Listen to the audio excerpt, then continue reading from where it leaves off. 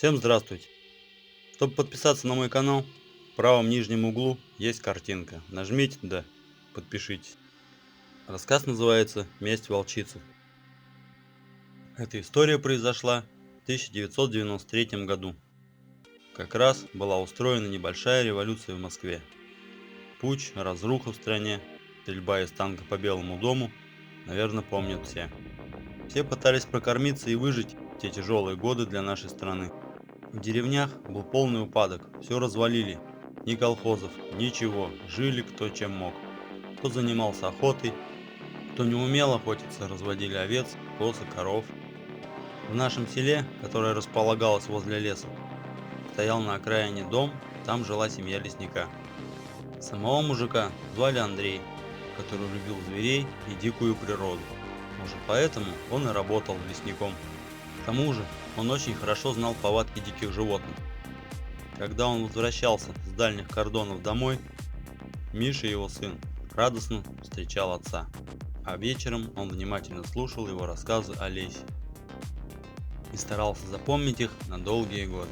Вот и в этот раз он ловил каждое слово своего отца и представлял себе те события, о которых рассказывал гостям его папа. Мишина мать умерла при родах, а когда Андрей по кордонам ездил, тот у бабушки был, так и жили они. За семейным столом речь шла о хищниках, их силе и ловкости, а также преданности. Много животных повидал отец его Андрей. Самый интересный и захватывающий рассказ был о волчице, которая мстила за своего волка людям из деревни, которые убили ее спутника. Под этот рассказ и заснул маленький Мишка. Во сне ему снилась стая волков, которая окружала их дом. Надо же было такому случиться, чтобы почти такая же история случилась с жителями их деревни, но только чуть позже. Сон Миши и рассказ его отца оказались почти вещими. Лесник Андрей предупреждал жителей деревни не убивать волка, который жил со своим семейством недалеко от деревни в лесу и был основным кормильцем своей семьи. Он был просто хищным животным, и в его генах была заложена охота на слабых и больных животных. Не зря говорят, что волки – это санитары леса. Этот волк зря не убивал, и тем более не нападал на людей, а иногда охотился на отставших от отары овец и баран, чаще на больных и слабых. В деревне жил пастух Васька, который за небольшую плату пас домашний скот односельчан. Каждое утро он прогонял большую отару овец и баран на пастбище. Так было и в этот раз. Миша сидел на заваленке у их дома. Когда отара стала приближаться к воротам, сын пастуха Ленька с удочкой, лучший друг Мишки, подбежал к нему и поздоровался. Друзья с вечера договорились, что пойдут пасти баран, а заодно и порыбачить. Благо речка была рядом, да и рыбы в ней водилось много. Уговорив отца отпустить его на рыбалку, Миша забежал домой за кепкой и лепешкой. Положив лепешку в сумку, Мишка взял удочку и выбежал на улицу. И они погнали баран из деревни. Друзья шагали, переговариваясь и шутя вслед за отарой овец. Недалеко от деревни был луг и речка, куда и гнал пастух свою отару. Пастух глаз не спускал со стада, ведь за каждую голову он отвечал лично. Сын Ленька и соседский мальчишка Мишка помогали ему в этом, наблюдая за отарой с другого конца луга. Там как раз бежала красивая горная река. А какое приятное чувство, когда ты вытаскиваешь черного хариуса, это непередаваемое ощущение. Тут был азарт ловли рыбы, а там что, бараны, которые все время ходили и вечно жевали. Погода была чудесная, ярко светило солнце. Мальчишки увлеченно рыбачили, позабыв обо всем на свете, и не заметили, как волк подкрадывался к стаду. Повернувшись в сторону ребят, пастух им замахал рукой и стал показывать направление волка. Ленька первый увидел, что им машет его отец, и показывает куда-то в сторону. Он повернул голову и увидел испуганные глаза Мишки, который уже увидел хищника. И тут Ленька побледнел. А волк тем временем уже подбегал к хромой отставшей овце на всей скорости. Волк настиг хромое животное, цепился ей в горло и задушил. Потом он схватил клыками задушенную овцу за шею и поволок ее к лесу. Там он скрылся. Видимо, ушел к своему логову кормить волчат. А пастух и двое пацанов стояли в шоке, разинув рты. Придя в себя, они стали собирать стадо баран и овец и гнать их назад в деревню. чтобы не потерять еще кого-нибудь. Лесник Андрюха выглянул в окошко, когда услышал шум на улице. Он вышел во двор, у ворот его дома собирался народ. Баран уже пригнали назад в деревню. Почуяв неладное, он стал искать глазами сына. Мишка выглянул из толпы и, увидев отца, подошел к нему. Рассказав вкратце отцу о случившемся, Андрей обнял сына и сказал: «Ничего, все живы и здоровы, слава богу». Мишка был нетрусливый пацан, как и его друг Ленька, но тут они стояли и молчали. Вряд ли можно было спасти животное, даже если они и заметили бы волка. Хозяин погибшей овцы требовал у пастуха денег за барана, а пастух пытался объяснить ему, что его полудохлая овца и так к вечеру бы дала дуба от старости. Тут к ним подошел Андрей, молча вынул из кармана деньги, сунул в руки хозяину погибшей овцы и громко сказал, чтобы все расходились. Лесник молча повернулся, взял Мишу за руку и пошел в свой дом. Казалось бы, на этом инцидент был исчерпан, но не тут-то было.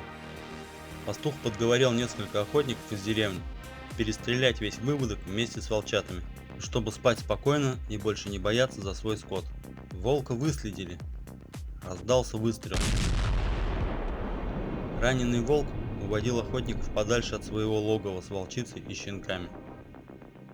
С каждым шагом силы покидали его. Второй выстрел оборвал его жизнь.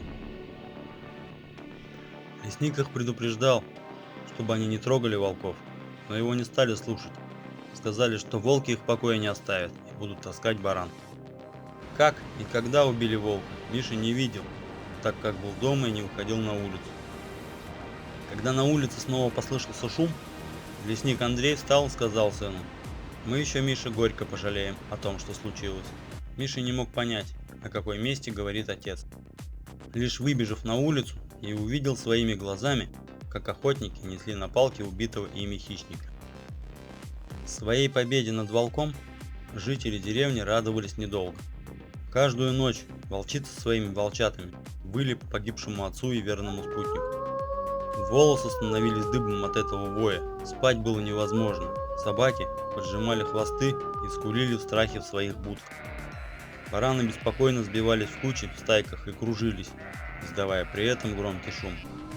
Коровы мычали среди ночи. Это был какой-то кошмар. Выстрелы из винтовок не давали никакого эффекта. Вой прекращался лишь на короткий промежуток времени, а потом начинался снова. Это была настоящая психологическая атака на деревню. Домашние животные жили в постоянном страхе. Из-за этого ночного воя коровы почти перестали давать молока, и оно было горьким на вкус. Прошла неделя, и стали пропадать куры.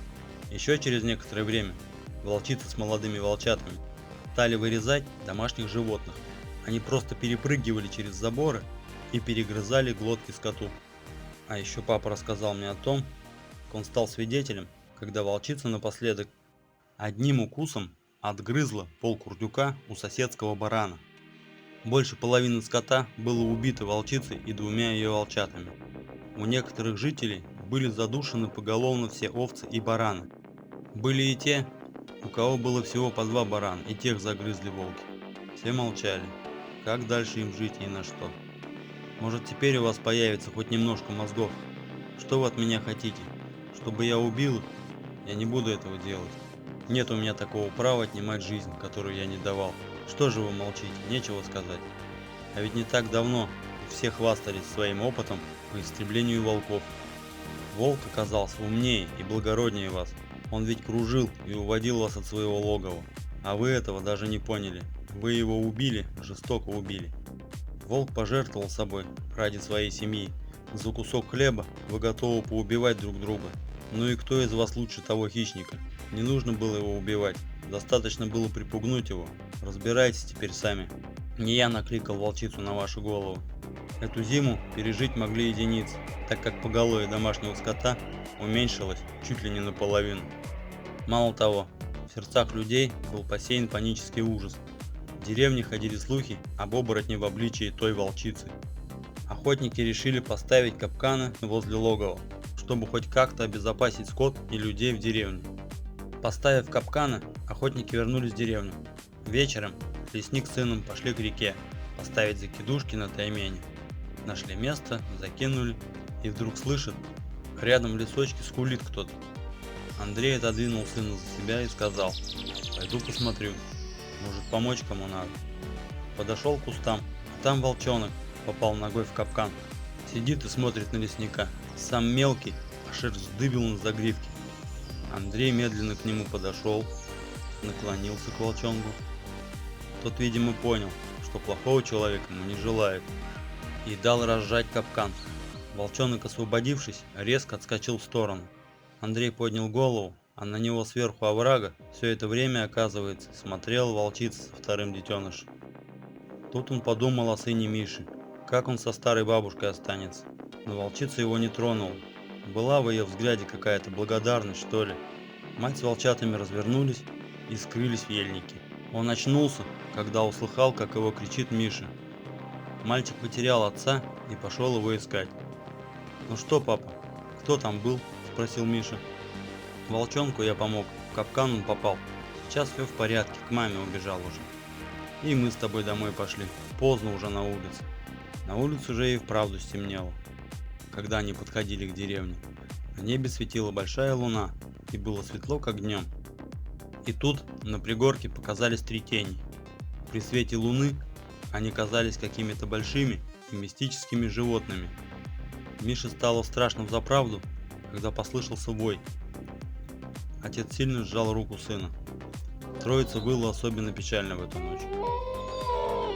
Переливы их голосов пробирали до ужаса и проникали, казалось, прямо в душу. Вот они разом взвыли и смолкли. Первой тронулась волчица, а детеныши, уже повзрослевшие волчата, пошли за ней. Пройдя несколько шагов, она остановилась.